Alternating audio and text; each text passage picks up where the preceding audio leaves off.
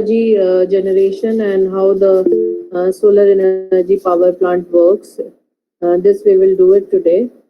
And as you know, the solar energy is one of the most, uh, renewable sources of energy that are being used these days. And the government also, gives a lot of stress of using the solar energy as, means of power generation, you can say. So, solar power plants are becoming very important these days, and we are actually using a lot of solar energy for our day-to-day purposes. In our college also we have solar panels, and we generate a lot of electricity out of those solar panels. So we use solar energy a lot these days for generation of electricity, and it is the need of the future also. Okay, it is the need of the future also. This solar energy, and this solar power plant is based on the conversion of sunlight into electricity, either directly using this PV photovoltaic or indirectly using the concentrated solar power, which is also known as CSP, is the thermal power plant. So photovoltaic, basically PV cells converts light into electric current using the photoelectric effect. This concentrated solar power plants first appear in the year 1980s, and this concentrated solar power systems, they used to use mirrors and tracking systems to focus on a large area of sunlight, basically. So we used to have two types of, you can say, the technology for generation of solar power plant. Either we use directly converted into electricity with the use of our this PV cells, which are also known as photovoltaic cells. So we used to use concentrated solar power, that is CSP. And in the CSP, we used to use mirrors and tracking systems to focus on a large area of sunlight, basically. So these two systems were there to generate the solar energy. Now, what is actually solar energy? Solar energy, radiant light and heat that is coming from the sun, is harnessed using a range of ever evolving technologies such as solar heating, solar photovoltaic, solar thermal electricity, solar architecture, and artificial photosynthesis. So basically, we are using this sun's energy, also known as solar energy, and that is the heat that is coming from the sun is harnessed using a range of ever evolving technologies. So we are harnessing this solar energy, and we are using it to generate electricity. Now, what is the basic principle of solar energy? The solar radiation is reduced in intensity in the atmosphere by dust, clouds, haze, and fog. So, whenever cloudy weather is there and fog is there, so we need to store this solar energy. And the radiation strikes a solid or a liquid, and it is absorbed and transformed into heat energy, basically. And the heat energy is collected into a fluid, generally water, and this energy can be used in solar heaters, dryers, and can be treated, can be collected also. And basically, when we collect it in the form of solar cells, and we can later on use this solar energy. So solar radiation is basically this the intensity of UV radiations. It is absorbed and it is transformed into heat energy. This is the basic principle of solar energy. Now, working of a solar power plant, how this solar power plant works, we have a photovoltaic electricity, and in this method, it uses PV cells, that is photovoltaic cells, that absorb the direct sunlight, just like the solar cells you see on some calculators. The same thing is there, and basically the PV cells, they absorb the direct sunlight, and then they are converted into the electricity. And in the solar thermal electricity, this also uses solar collectors, and it has mirror surfaces that reflects the sunlight onto a receiver that heats up a liquid, and this heated liquid is used to make steam that produces the electricity. Someone is there, Rahul is there, Rohit is there. So, two types of working of a solar power plant is photovoltaic electricity and solar thermal electricity. Again, I repeat, this photovoltaic electricity is a method that uses PV cells, that is photovoltaic cells that absorb the direct sunlight, just like the solar cells you see on some calculator. The same thing is there. Then solar thermal electricity, this also uses a solar collector and it has a mirrored surface that reflects the sunlight and onto a receiver that heats up a liquid, and this heated liquid is used to make steam that produces the electricity. So two type of basically working is there, in the form of PV electricity and in the form of solar thermal electricity. And this is the figure which shows the PV power plant or photovoltaic power plant. Energy from the sun is coming, and the solar cells are trapping this energy. They are further connected to the electrical transmission systems, and from that electrical transmission systems, from solar arrays to the electrical transmission system, and from the electrical transmission system, the electricity is being used for the used by the consumers basically. And the main components which are being used in the PV systems, as you can see in the figure, we have a solar panels, we have controllers, we have a battery, and then we have an inverter. Okay, so solar panels are there, controller is there, a battery is there, and inverters are there. So these are the main components that are being used in a solar power plant.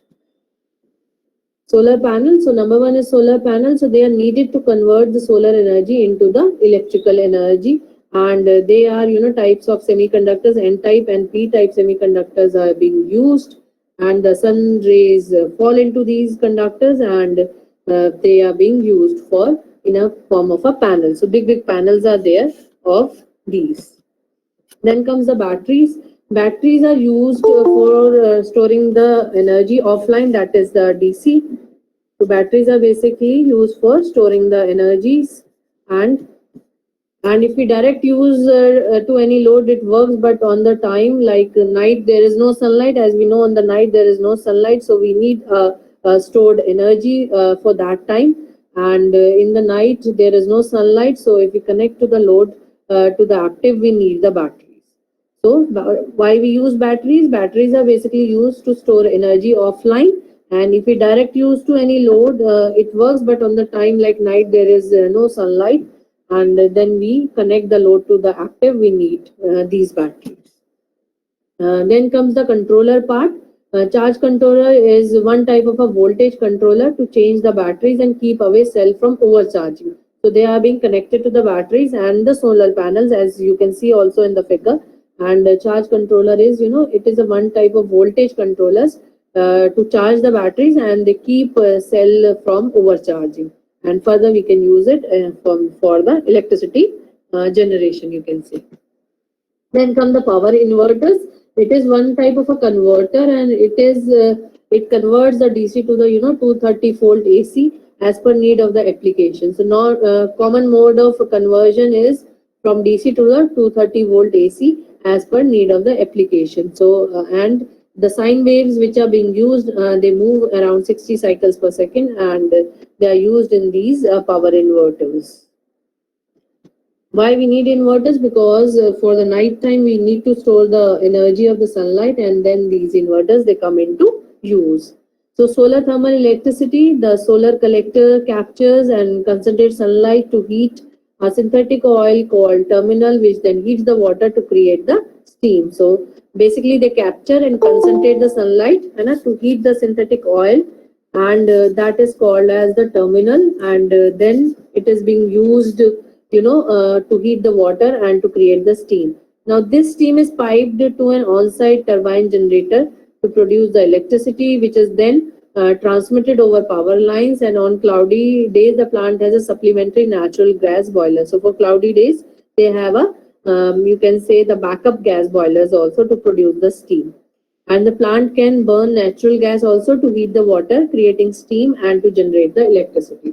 So this by this methods they generate the electricity, and they use the solar power for generation of the electricity, you can say. So this is the complete you can say the solar generation plant is there, and there is also a steam generator, a solar supercool, superheated steam is there, water flow is there, then condensers are there, because when it is continuously heated we need something to cool it also, so condensers are there. And then they are connected to the turbines, and turbines, from the turbines they are connected to the electrical generator and the transformers, and from the transformers the electricity is being used by the at the consumer level, maybe at our homes, wherever we need it. So such kind of infrastructure is there in a solar power plant, you can say. Now these are these pictures show the solar power, different solar power plants according to the needs, where a bigger amount is needed, so a bigger array of solar cells are being used, and where less is used according to the capacities we use at different levels. Now, applications of solar energies, you know that there are a lot of applications of these solar energies. We are using solar water heaters, we are using solar cookers, solar dryers, solar furnaces, photovoltaic conversion, solar cells, solar power generation, solar distillation plants are there, solar engines are even there for water pumping, as we have discussed earlier also in the non-conventional resources of energy, that for agriculture these days we are using solar power for pumping out water or for submersibles in the agriculture sector also. Solar water heaters are being used in your hostels, you know that. Solar cookers we use for cooking purposes, solar dryers we use, solar furnaces are being used, and PV conversion, solar cells are basically used for generation of electricity. Solar power generation and solar distillation is also there. So these are some of the few applications of solar energy, we can say. And what are the site selections? How we select the site, for using the solar power generation? There are many things that come into account, like available of solar radiations. So if we live in a place where very less sun comes out, so that place won't be suitable for generation of the solar power. So site selection is very much important. So availability of solar radiation, one of the major factors. Then comes the availability of large land. We need a land for fitting up all these solar panels, etc. Accessibility from the national highway. Transport is also important, because if we need some parts, it should be accessible easily. And distance from the transmission lines, because wherever any of the power plants are there, there are always transmission lines are there. So what is the distance from the transmission lines? Then local weathering concession is also there, that what kind of weather is there in that area, and land prices and future rise. So all these factors, they are necessary for you can say the site selection for putting up this thermal power plant. Now, what are the advantages of using the solar energy? Sun is essentially an infinite source of energy. We all know that without even sun, the earth average temperature is very less, and if sun was not there, we won't be able to survive. So sun is an essentially an infinite source of energy. Number two, one of the advantage, the solar energy is very large, inexhaustible and renewable source of energy. We know that it is unending and a renewable sources of energy. It is also environmentally very clean and hence pollution free. So it is environmentally very clean, and it is also pollution free. It is dependable energy source without new requirements of highly technical and specialized nature for its widespread utilization. And it is the best alternative for the rapid depletion of fossil fuels. Very big problem these days, fossil fuels. So we are using a lot of fossil fuels, and the emergence of the fossil fuels, it takes millions of years in the earth deep down that the fossil fuels they grow. And if we are able to use even the 70 to 80% of the solar power, it is one of the best alternative for you can say the emergence of this solar energy. So we can use this alternative for rapid depletion of fossil fuels. It is obviously a dependable energy source, and once it is set up, it works for years, and it is also environmentally very clean and pollution free, you can say. And this energy is large, inexhaustible and renewable source of energy, and sun is essentially an infinite source of energy. We know that. What are the disadvantages of using the solar power? It is available in the dilute form, and the potential is low, and the intensity of solar energy on sunny day in India is about 1.1 kilowatt per meter area is there, and solar energy is not available at night, one of the biggest disadvantage, or if we have a cloudy or a rainy day. So these are some of the disadvantages of this, but advantages are much more than the disadvantages. Like it is available in a dilute form, and the potential is a little bit low. We are not able to trap as much as we can, and the intensity on the sunny day is very good, but on the cloudy or the rainy days we are not able to trap the solar energy. That's why we need batteries and the inverters, so that we can store it. Okay, so these are some of the disadvantages of it. This is some of the power plants which are using or generating solar energy in India state-wise, as Andaman and Nicobar has 5.10 megawatt, AP has 475, Arunachal Pradesh has 0.26, very less, Bihar has 5 megawatt plant, so Daman Diu has 4, similarly Delhi 6.71, Gujarat one of the largest it is using. One of the reason is our Prime Minister Modi ji, because he also believed he is an environment friendly person, and you can see from this figure also that in Gujarat we are generating 1024.15 megawatt. It must be much more. In Haryana only 12.80, and Kerala 12.02, and Punjab is 300 megawatt we are generating. So, since immense potential is there for trapping the solar energy and using it as an alternate source of energy, you can say. So, these are some of the starts in India state-wise as solar energy power plants. For you can see for Rajasthan, Telangana, and UP 140, and Uttarakhand only 5 megawatt we are generating. So, in total, we are generating around 3654.93 megawatts, so which is quite less as compared to European countries. And we should see to it that we should harness this solar energy a lot more if we want to save our fossil fuels. So it is one